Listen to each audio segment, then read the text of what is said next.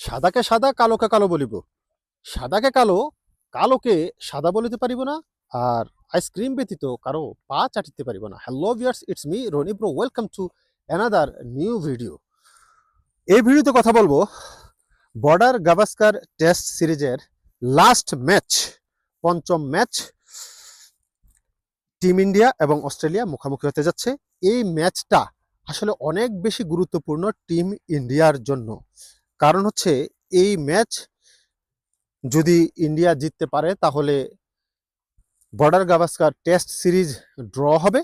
অন্যথায় কিন্তু এই মুহূর্তে 2-1 এগিয়ে আছে অস্ট্রেলিয়া। সুতরাং এই ম্যাচ যদি ড্র হয় তারপরও অস্ট্রেলিয়া এই সিরিজ জিতে যাবে। সুতরাং ইন্ডিয়াকে এই টেস্ট ম্যাচ জিততেই হবে এবং জিততেই হবে, জিতার কোনো বিকল্প নেই।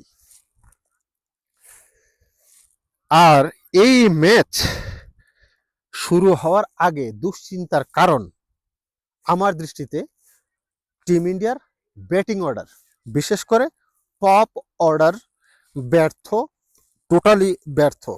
রোহিত শর্মা, বিরাট কোহলি ব্যাটে রান পাচ্ছে না।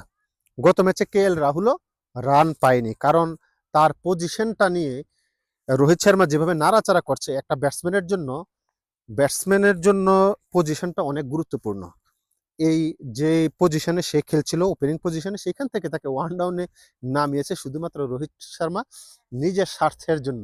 নিজে রান পাচ্ছে না, 5 নম্বরে খেলেও রান পায় নাই, ওয়ান ডাউনে খেলেও রান পায় নাই, ওপেনিংয়ে খেলছে, মনে করছে যে ওপেনিংয়ে খেললে হয়তো রান পাবে।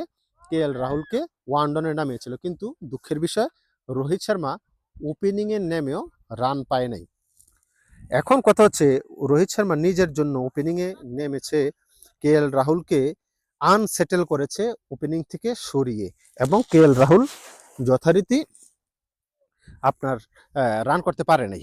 যেহেতু তার পজিশনটা ঠিক হয় নাই, সে রান করতে পারে নাই, প্রথম বলেই বোল্ড আউট হয়ে গেছে। এখন রোহিত শর্মা নিজে রানে নাই। রোহিত শর্মা বর্ডার গাভাস্কার সিরিজে এ পর্যন্ত রান করেছে 31। জাসপ্রীত বুমরা উইকেট পেয়েছে এ পর্যন্ত আপনার 30টি।